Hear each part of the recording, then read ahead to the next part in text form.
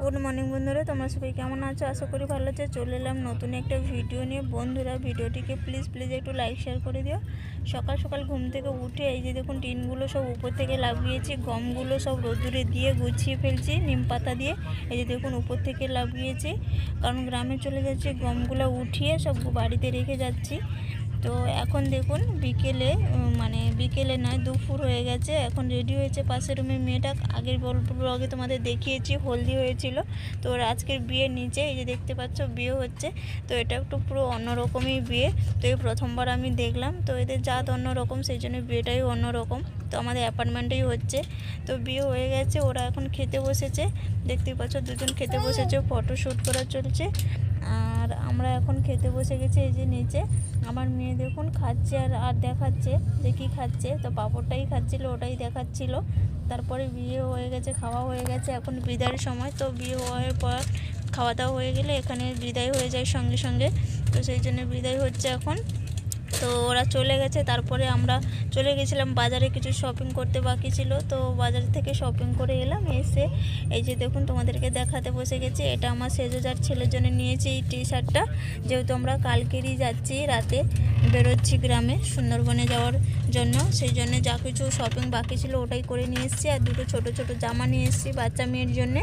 তো জামা প্যান্ট একই সেট রয়েছে।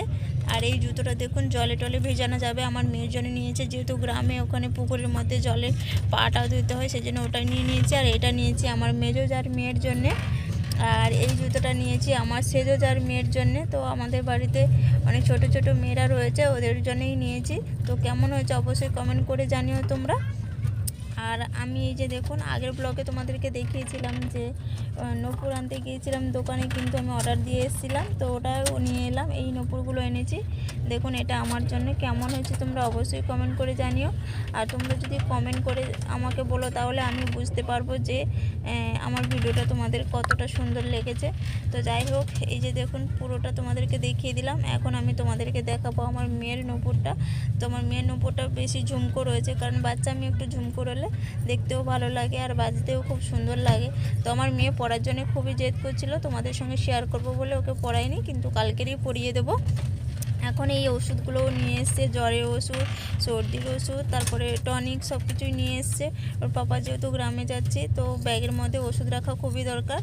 আর এখানে সব কিছু জামা কাপড় গোছানো শুরু করে দিয়েছি, যেহেতু আর একদিন মাত্র বাকি রয়েছে, গোছাতেই হবে। প্রচণ্ড জামা কাপড় হয়ে গেছে, যেহেতু মেয়ে রয়েছে, আমার হাজব্যান্ড আর আমার হাজব্যান্ডেরও অনেক শপিং এখন বাকি রয়েছে। আমাদের চিন্তাভাবনা রয়েছে বাড়ি যাওয়ার সময় কলকাতায় কিছু শপিং করব।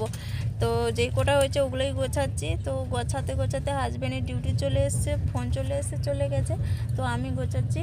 তো আমার মেয়ে এখানে দেখুন গোছাতে দিচ্ছে না জামা কাপড়গুলো, ও এদিক ওদিক করছে। তো আমাকে কিছু কাজ শান্তভাবে করতে দেয় না, অনেক টাইম লেগে যায় আমার মেয়ের জন্যে। তো যাই হোক, একটা ল্যাগেজ পুরো প্যাকিং হয়ে গেছে, আর একটাই যে প্যাক করছি আমি।